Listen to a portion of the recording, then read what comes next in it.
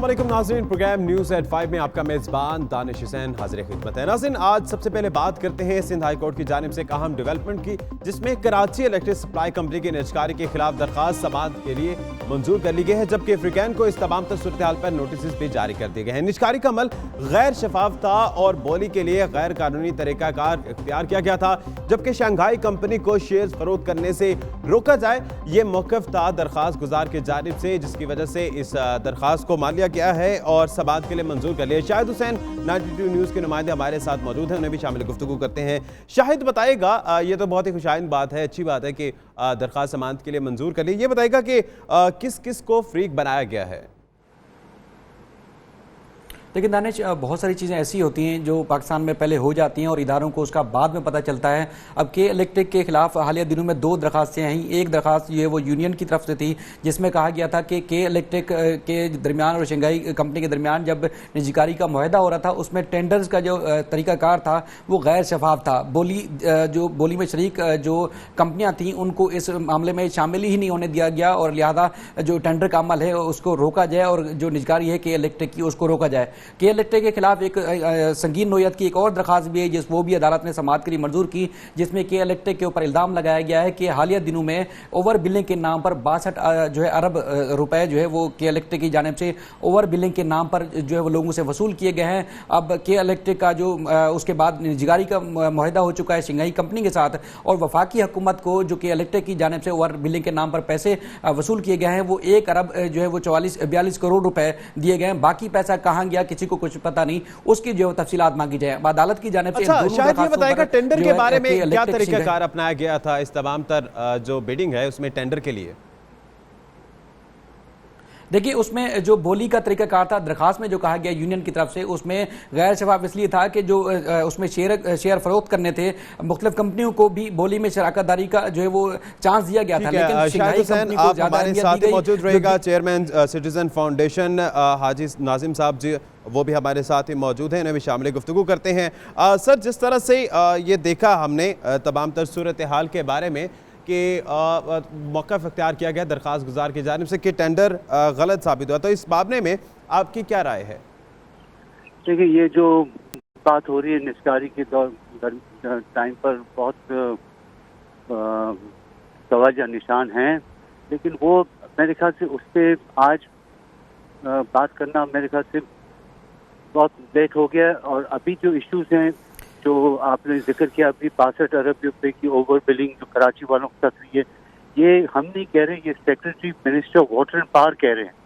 और उन्होंने खत के जरिए, खत 26 जनवरी का खत था नेपरा के चेयरमैन को, और उनको उन्होंने बताया कि आप लोगों ने रियायती तौर पर के इलेक्ट्रिक को रेट्स कम चार्ज करनी थी कराची वालों को, और इसके मद में तकरीबन 62 अरब रुपए का गैर मुनासिब। अच्छा हाजी नाजिम साहब, ये 62 अरब रुपए की तो ये रकम है जो कि ओवर बिलिंग के मद में आ रही है, लेकिन इसके अलावा अरबों रुपए वो जो दूसरी तरफ है जो निजकारी जो टेंडर जारी किया था। नहीं, दूसरी तरफ ये जो 1.24 बिलियन डॉलर की जो बात है, हमने जो सिंध हाई कोर्ट में जो इशू उठाया हुआ है, वो इंशाल्लाह मंगल के दिन एक हियरिंग पे भी आ रहा है, जिसमें NTDC के जो अमाउंट है आउटस्टैंडिंग, जो 650 मेगावाट की ऑलमोस्ट मुफ्त की बिजली की इलेक्ट्रिक लेती जा रही थी इतने सालों से, उसका कोई हिसाब नहीं है, उसमें भी डिस्प्यूट है। और स्विस सदर्न गैस का तकरीबन 52 अरब रुपए वो भी के इलेक्ट्रिक पेमेंट नहीं कर रही है। ये मिला के 1.24 बिलियन डॉलर्स बनते हैं, और इनका जो शंघाई इलेक्ट्रिक के साथ जो डील हुई है वो 1.77 बिलियन डॉलर्स की है। तो आप अभी इसमें देखिए कि कितना पैसा हुकूमत पाकिस्तान को इनको चुकाना है, अबराज ग्रुप को, और बाकी जो ओवर बिलिंग की मद में वो भी। हाजी साहब, ये 1.24 बिलियन डॉलर की रकम, सवाल तो ये है कि ये रकम यकीनी तौर पर टैक्स की मद में ही आया है, ये वापस आवाम तक कैसे आएगा, इस बारे में भी बात जारी रहेगी। आपका बहुत शुक्रिया हाजी नाजिम साहब, चेयरमैन सिटीजन हमारे साथ मौजूद, हुसैन भी हमारे साथ मौजूद थे, और देखना ये कि हेयरिंग के बाद इसका फैसला क्या होता है। यहाँ पर वक्त हुआ एक ब्रेक का, ब्रेक के बाद दोबारा हाजिर होंगे, हमारे साथ रहिएगा।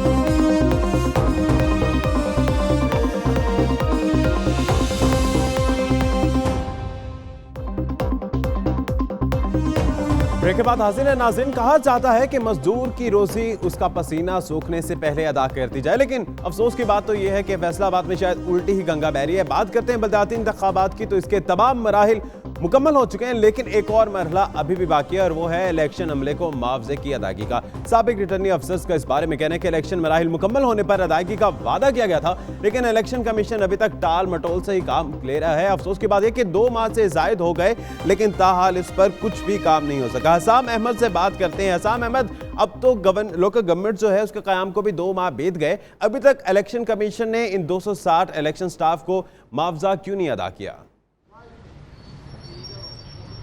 बिल्कुल, ये फैसलाबाद की नहीं हालतजार पूरे पंजाब का जो इलेक्शन अमला था, बलदियाती इंतखाबात में जो अमले ने ड्यूटियां दी थी, उसको किसी को भी अभी तक मुआवजे की अदायगी मुमकिन नहीं हो सकी। 2015 में ये जो तमाम मराहिल थे बलदियाती इंतखाबात के हवाले से वो मुकम्मल कर लिए गए थे। उसके बाद इनको कहा जाता रहा, पहले मरहले पे इनको कहा गया कि आपका दूसरा मरहला जब मुकम्मल होगा उसके बाद आपको मुआवजा दिया जाएगा, फिर दूसरा मुकम्मल हुआ तो कह दिया गया कि तीसरे पे आपको मुआवजा दे दिया जाएगा, फिर तीसरा मुकम्मल हुआ तो ये कह दिया गया कि जब बलदियाती निज़ाम फाल हो जाएगा तो आपकी अदायगी कर दी जाएगी। लेकिन अब तो 2 माह से ज़ायद का वक्त गुजर चुका है, बलदियाती निज़ाम पूरी तरह फाल है पंजाब गवर्नमेंट के अंदर, लेकिन इलेक्शन कमीशन की जानिब से इस स्टाफ को अभी तक महरूम रखा गया है मुआवजे के हवाले से। और इलेक्शन कमीशन का क्या कहना है? जिस तरह से हसाम आपने बताया कि पूरे पंजाब की यही सूरत हाल है, 260 का फिगर फैसलाबाद का है, और अगर पूरे पंजाब की बात करें तो 777 इलेक्शन स्टाफ है जिनको अभी तक मुआवजा नहीं मिला।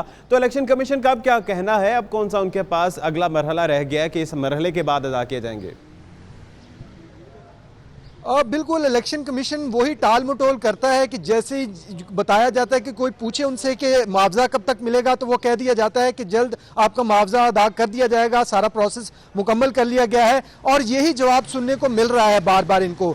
ये जो ज़्यादातर स्टाफ की ड्यूटी थी वो असातिज़ा की थी, अमले की ड्यूटी थी वो भी असातिज़ा थे, और कुछ रिटर्निंग ऑफिसर सरकारी दफा जो अफसरान थे वो भी लिए गए थे। 2 तनख्वाहें इनको दी जानी थी, बेसिक जो 2 तनख्वाहें थी, लेकिन 2 तनख्वाहें बेसिक क्या देनी थी, एक भी नहीं अभी तक इनको दी जा सकी। पूरी तरह इनसे ड्यूटी ली गई, इनसे पहले जुलाई 2015 में इनकी ट्रेनिंग स्टार्ट कर ली गई, और एक अच्छा खासा लेंथी प्रोसेस था बलदियाती इंतखाबात का जो इस सारे स्टाफ ने बड़े अहसन तरीके से अंजाम दिया।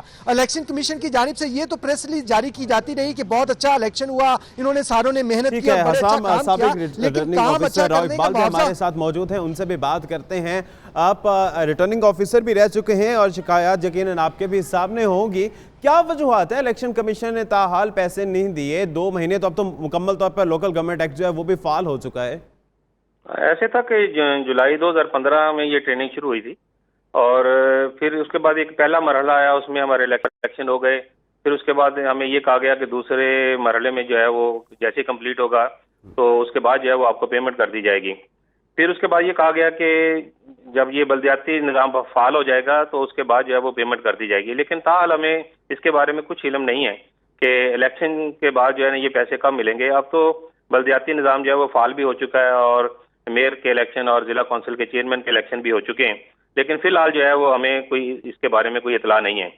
क्योंकि इस सिलसिले में आपकी किसी से बात हुई इलेक्शन कमीशन के हुकाम या किसी से? क्योंकि 1.5 साल से जायद हो गया, जुलाई 2015, आज मार्च भी खत्म होने वाला है 2017 का, तो इस बारे में उनका क्या कहना है? तकरीबन 2.25 साल हो चुके हैं जी इस पूरे प्रोसेस को शुरू हुए, लेकिन जब उनसे पूछा जाता है तो वो यही कहते हैं कि जैसे ही पैसे आएंगे आपको जो है वो पेमेंट कर दी जाएगी। एक्चुअली होता तो ये है कि ये इलेक्शन कमीशन जो है वो बड़ा एक जिम्मेदार इदारा होता है और अपनी जिम्मेदारी जो बड़े आसान तरीके से निभाता है, और इससे पहले के जो हमारा इंतखाबी अमला होता है उनकी पेमेंट जो है वो पहले ही आ चुकी होती है, और वो हम तकरीबन जो है उनको इलेक्शन से पहले ही जो है वो उनको पे कर देते हैं। तमाम अमले के अखराजात जितने भी होते हैं उसमें उनके जो यूटिलिटी चार्जेस हैं वो भी होते हैं। अगर पूरे पंजाब की बात करें तो 777 ऐसे इलेक्शन स्टाफ है जिनको अभी तक पैसे नहीं मिले, तो कितनी रकम कितनी बनती है जो कि इलेक्शन कमीशन के पास है ही नहीं? नहीं, हमें इसके बारे में कुछ इल्म नहीं है कि उन्होंने कितनी पेमेंट देनी है, लेकिन कुछ इल्म नहीं है इस बारे में कि कितनी रकम देनी है। बहुत शुक्रिया आपका, हमारे साथ मौजूद थे, लेकिन अफसोस की बात इस चीज़ का तखमीना भी नहीं लगाया गया कि कुल रकम कितनी है। आगे बढ़ते हैं।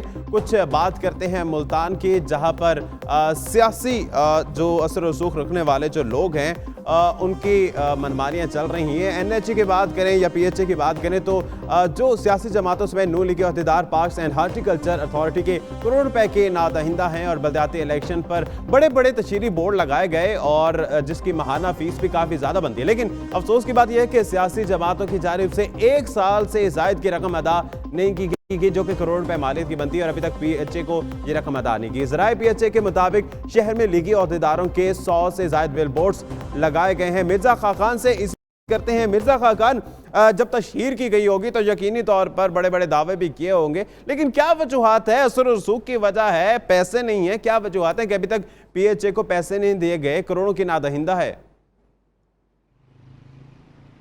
जी बिल्कुल दानिश, ये यहाँ पर मैं ये बात कहूँगा कि मुस्लिम लीग नून के जो है ये कौमी और सूबाई असम्बली के जो है हजरात हैं, जिनके ऊपर जो है वो महकमा पीएचए के ऊपर जो है वो काफ़ी दबाव देखने को मिल रहा है, क्योंकि ये जो वो तशहीरी बोर्ड्स लगाए गए हैं ये मुल्तान के मुख्तलिफ शहरों पर, शाहराहों पर, चौकों पर जो लगाए गए हैं और मशहूर जगह हैं जहाँ पर 1.5 से 2 साल हो गए ये जो है तशहीरी बोर्ड कायम है। मैं आपको बताऊँ मुख्तलिफ साइज़ के हिसाब से इनके जो है वो पेमेंट होती है और एक तशहीरी बोर्ड की कम अज़ कम 3.5 से 4 लाख जो है वो पेमेंट बनती है। और इस तरह अगर हम ये पूरी 1.5 से 2 साल की पूरी ओवरऑल हम हिस्ट्री देखें तो कम से कम ये करोड़ों के हिसाब से बनते हैं, क्योंकि एक एक फर्द ने जो है वो 36, 40 या फिर 50 से जायद तशहीरी बोर्ड लगाए हुए जो कि 100 से जायद बनते हैं। मगर ये अच्छा खाकान, ये बताएगा करोड़ रुपए तो बनते ही हैं, लेकिन क्या इसमें सिर्फ नून लीग के ओहदेदारान हैं नादहिंदा, या इसके अलावा दीगर सियासी जमात के भी कोई ओहदेदारान हैं? अरे बिल्कुल, सियासी जमातों की अगर बात की जाए तो इसमें पाकिस्तान पीपल्स पार्टी के भी कुछ चेयरमैन इसमें शामिल थे, मगर वो बड़ी तादाद में नहीं थे। उनमें से कुछ लोग जो कि इसके तशहीरी बोर्ड जिन्होंने लगाए थे उनके या तो तशहीरी बोर्ड हटा दिए गए हैं या जो है उनसे पेमेंट वसूल कर ली गई है। मगर 2 से 3 चेयरमैन जो है वो पाकिस्तान पीपल्स पार्टी के हैं, जिनके अभी जो है वो कुछ जगहों पर जो है वो तशहीरी बोर्ड जो है वो लगे हुए हैं। और जब हमारी तर्जुमान पीएचए से बात हुई है तो उनका कहना है कि उनसे जो है वो जल्द पेमेंट जो है वसूल कर ली जाएगी। मगर नादहिंदा है उनके बोर्ड अभी भी अवेजा हैं क्या पीएचए की जानिब से? जी बिल्कुल, ये तो मैं आपको ये कहूँगा कि गैर कानूनी तौर पर ये तशहीरी बोर्ड्स लगाए गए हैं, इनसे ना ही तो कोई किसी किस्म की पेमेंट वसूल की गई है और ये रातों रात ही लगा दिए गए थे। कुछ बोर्ड्स का जो है वो महकमा पीएचए को इल्म है, जबकि कुछ का महकमा पीएचए को इल्म ही नहीं है कि ये बोर्ड्स कब लगाए गए हैं और इसकी पेमेंट किस हिसाब से जो है उन्हें लेनी है। अभी हमारी जब उनसे बात हुई है तर्जुमान से, उनका कहना है कि अब दोबारा इन्हें जो है वो नोटिस जारी किए जाएंगे, क्योंकि ये 92 न्यूज़ ने खबर ब्रेक की थी इस हवाले से। तो अभी हमारी रिसेंटली उनसे बात हुई तो उनका कहना था कि जल्द अज जल्द जो है ये या तो बोर्ड्स हटा दिए जाएंगे यहाँ से या जो है उनसे पेमेंट वसूल कर ली जाएगी। लेकिन अभी तक ये पैसे नहीं दिए गए, असर रसूख है या क्या वजह है? बहुत शुक्रिया, मिर्जा खाकान हमारे साथ मौजूद थे। और नाज़रीन कुछ बात करते हैं, अगर हमने हवा की बेटी पे जुल्म तो देखा था, लेकिन इब्ने आदम पर भी जुल्म जारी है। पंजाब के बाद कराची में भी घरेलू मुलाजिम पर तशद्दुद का एक वाकया सामने आया। कराची के इलाके डिफेंस में 11 साल बच्चे पर तशद्दुद का मामला सामने आया। दरख्शा थाने में अली असगर के वालिद ने शिकायत दर्ज कराई, जो कि एक घर में काम करता था अली असगर। उसके बेटे को घर के मालिक ने तशद्दुद का निशाना बनाया और पुलिस ने बच्चे को मेडिकल के लिए अस्पताल भिजवाया।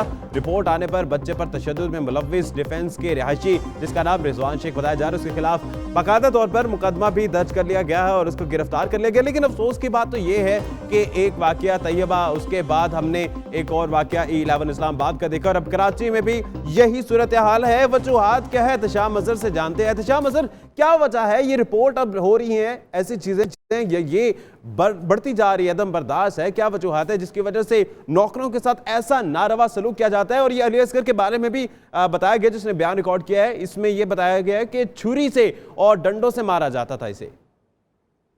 हाँ जी बिल्कुल, ये जो है अफसोसनाक वाकया जो है कराची के इलाके में डिफेंस में सामने आया है। इसके जो बच्चे के वालिद हैं असगर अली, इसके वालिदैन जो है दरख्शा थाने कल पहुंचे थे। वहां पे उन्होंने ये शिकायत दर्ज कराई थी कि इनका बच्चा जो है रिजवान शेख नामी के शख्स के घर पे जो है मुलाजिम है और पिछले 5 माह से वो वहाँ पे मुलाजिम है। ना तो उसको मिलने दिया जाता है, ना ही उसको घर आने दिया जाता है और ना ही उसको जो है तनख्वाह दी जाती है। तो उन्हें डर ये कि उनके बच्चे को शायद कत्ल कर दिया गया। तो इस शिकायत पे जो है पुलिस मुतहर्रिक हुई थी और फौरी तौर पर रिजवान शेख के घर पे कार्रवाई की गई थी, जिसके बाद जो है 11 साल अली असगर को जो है वहाँ से जो है बरामद किया गया था। जब पुलिस ने इस बच्चे को थाने मुंतकिल किया तो इसके जिस्म पे जो है जगह जगह तशद्दुद के निशानात थे, इसके सर पे चोटें लगी हुई थी, इसी तरह इसके हाथ पे जो है छुरी से जो है काटा गया था, कमर पे भी इसके चोटों के निशान है। तो पुलिस ने फौरी तौर पे इसको जो है मेडिकल के लिए जो है जिला अस्पताल मुंतकिल किया। जब इस पे तशद्दुद साबित हुआ तो पुलिस ने जो है रिजवान शेख के खिलाफ मुकदमा दर्ज करके उसको फौरी तौर पे गिरफ्तार किया। और जबकि जो असगर अली है, बच्चा 11 साल, इसने ये बयान दिया है पुलिस को कि इसकी जो अहलिया दी जाए, उसको ये बाजी कहता था, रिजवान शेख की अहलिया, वो उसको जो है तशद्दुद कराती थी और घर के अंदर जो दीगर मुलाजिम थे वो भी इस पे जो तशद्दुद करवाती, उससे उनसे कह के जो है तशद्दुद करवाती थी और ना उसको घर तो जाने। ये वजह पता चली है। एहतशाम ये बताएगा कि रिजवान के इस मामले पे क्या कहना है, क्यों तशद्दुद किया जाता था, क्या उस तशद्दुद में वो भी मुलविस थे? सूबाई वजीर वेलफेयर शमीम मुमताज़ भी हमारे साथ, बहुत शुक्रिया। ये जो हमने मामला देखे हैं ये बढ़ते चले जा रहे हैं, कभी कराची में वाक़या, कभी इस्लामाबाद में ये वाक़या रोनमा होता है, इसकी वजूहात क्या समझती हैं और इसकी रोकथाम कैसे होगी? बिस्मिल्लाहिर्रहमानिर्रहीम। शुक्रिया आपका बहुत दानिश। मैं समझती हूँ कि हम सख्त मजम्मत करते हैं और हम क्या, मेरे ख्याल से तमाम दर्द दिल रखने वाले माँ बाप जिनके बच्चे हैं या नहीं हैं वो सब इसकी मजम्मत करेंगे भरपूर तरीके से। और हुकूमत सिंध और सीएम साहब और हमारा सोशल वेलफेयर डिपार्टमेंट जो बच्चों की प्रोटेक्शन के ऊपर काम कर रहा है और हमारी अथॉरिटी जो है वो भी फाल हो गई है। मैं समझती हूँ कि जब तक कवानीन को मनवाया नहीं जाएगा, आज आपने देखा 2 केस हुए हैं, एक तो यही हुआ है बच्चे वाला, दूसरा वो कतर अस्पताल से जो 1 दिन का बच्चा अगवा हुआ था उसको बरामद किया गया। तो मैं समझती हूँ पुलिस अब अपनी जिम्मेदारी समझने लगी है कि और मामला के साथ साथ ये मामला भी बहुत अहम है। आपके मीडिया के तवज्जुह से मैं जरूर ये बात कहूंगी कि हम आईजी साहब को पहले भी खत लिख चुके हैं और अब फिर आज भी मैंने सीएम साहब से मीटिंग की और मैंने इस बात को उठाया कि हमें जो है वो फोकल पर्सन चाहिए पुलिस डिपार्टमेंट से। 6 डिवीजन है सिंध के और 6 फोकल पर्सन कम से कम एसएसपी रैंक के हमें चाहिए, क्योंकि हमें बार बार थानों में एसएचओ से, आईओ से, उन सबसे राब्ते करने पड़ते हैं। आईओ चेंज हो जाता है, तफ्तीशी अफसर चेंज हो जाता है, मामला वहीं के वहीं रह जाते हैं। तो अगर शमीम मुमताज साहबा, जिस तरह से आपने भी जिक्र किया, यकीनी तौर पर ये काबिल मजम्मत भी है, आज 1 साल का बच्चा जिस तरह से हुआ था अगवा, लेकिन ये पुलिस की बड़ी कामयाबी है। बहुत शुक्रिया शमीम मुमताज साहबा हमारे मौजूद थी। और अब बात करते हैं नाज़रीन, आज जिस तरह से 24 मार्च है और आज मुल्क भर में टीबी का आलमी दिन मनाया जा रहा है मुल्क, मगर हुकूमती सतह पर टीबी के इलाज के लिए सहूलियात नाकाफी दिखाई देती है। टीबी काबिल इलाज मरज है, लेकिन अगर इसका बर वक्त इलाज किया जाए और एहतियात न छोड़ी जाए तो इस बीमारी से छुटकारा पाया जा सकता है। डॉक्टर्स का कहना है कि टीबी के मरज के हवाले से मजीद आगाही की जरूरत है। जिन अफराद को ये मरज लाहिक होता है वो बर वक्त इलाज करवाएं ताकि उनकी जिंदगी बचाई जा सके। ये डॉक्टर्स की तरफ से तो कह दिया गया, लेकिन हुकूमती जानिब से कोई इकदाम इस तरह के सामने नहीं आ सकते। काबिल इलाज मरज है। आज BBC में भी एक रिपोर्ट भी आई थी, इसी बारे में बात करते हैं। डॉक्टर जरफिशा हम साथ मौजूद है। बहुत शुक्रिया डॉक्टर साहबा। जिस तरह से आज एक रिपोर्ट आपकी नज़र से भी गुजरी होगी, BBC की रिपोर्ट है जिसको ऑक्सफोर्ड और बर्मिंघम के साइंटिस्ट और डॉक्टर्स ने ये रिसर्च तैयार की, जिसमें ये कहा गया है कि जेन्युइन सीक्वेंसिंग जो है इसके थ्रू इलाज इसका मुमकिन है। क्या समझती हैं कि इस तरह से हम इस इलाज से कितना फ़ायदेमंद होगा और हम किससे कितना फ़ायदा उठा सकते हैं? देखें जी, क्योंकि आज वर्ल्ड टीबी डे है, टीबी के हवाले से मैं लोगों को कुछ चंद अच्छी बातें भी बताना चाहूँगी। हुकूमती सतह पे इस वक्त जो आप बात कर रहे थे कि सहूलियात नहीं मौजूद, इसमें मैं थोड़ा सा आपसे, मेरा डिफरेंस ऑफ ओपिनियन है कि इस वक्त पंजाब हुकूमत जो है वो फुली मोटिवेटेड है कि इस डिजीज़ का हमने कल्ला कमा करना है और इसको ख़त्म करना है। इस सिलसिले में उन्होंने हमें भी इंस्ट्रक्शंस दी हैं कि जी आप पूरे इंतजामात अपने रखें और फंड की कोई कमी नहीं है, क्योंकि आवाम की सेहत जो है वो सबसे ऊपर है इस वक्त। इस सिलसिले में मैं आपको बताऊंगी कि जो लेबॉर्ट्रियाँ जो तशखीस के लिए की गई हैं वो पूरे सूबे में फैली हुई हैं